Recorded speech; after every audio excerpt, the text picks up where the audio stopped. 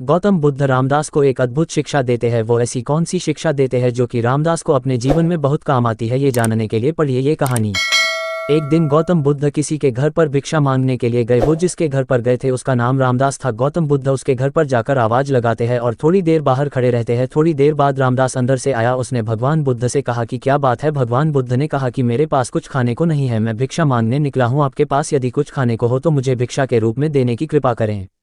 रामदास ने गौतम बुद्ध से कहा कि आप थोड़ा इंतजार कीजिए, मैं अंदर घर में जाकर देख के आता हूँ कि कुछ खाने के लिए है या नहीं। रामदास अंदर गया और उसने देखा कि उसके घर में आज खीर बनी हुई है।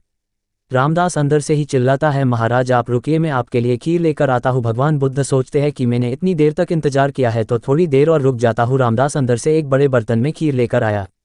रामदास ने बुद्ध से कहा कि आप मुझे अपना पात्र दीजिए, मैं आपको उसमें खीर दे देता हूँ, पर आपको उससे पहले मेरे एक प्रश्न का जवाब देना पड़ेगा।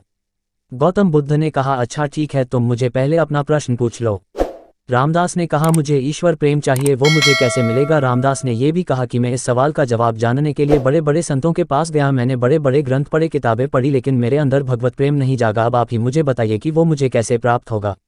गौतम बुद्ध ने कहा, तुमने प्रश्न तो बहुत कठिन पूछा है, लेकिन मैं तुम्हें इसका जवाब दूंगा, लेकिन तुम्हें मुझे पहले जो तुम लाए हो कृपा करके मुझे दो, ताकि मैं उसे खाकर अपनी भूख को मिटा सकूं। फिर मैं आराम से बैठकर तुम्हारे सवाल का जवाब सोचता हूँ।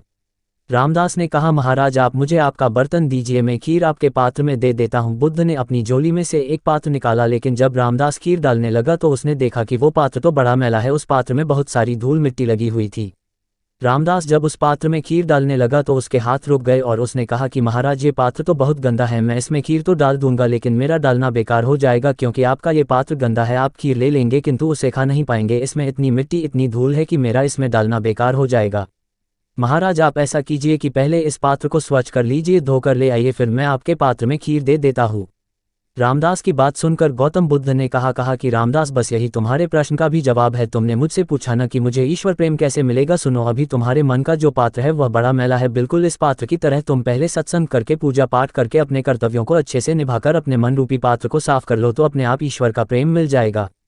हमें ईश्वर का प्रेम प्राप्त करने के लिए अपने मन को शुद्ध करना पड़ेगा, अपने मन रूपी पात्र को साफ करना होगा, पहले इसकी गंदगी दूर करनी होगी, तभी हमें ईश्वर का प्रेम प्राप्त हो सकता है। कहानी अच्छी लगी तो वीडियो को लाइक करें और चैनल को सब्सक्राइब करें।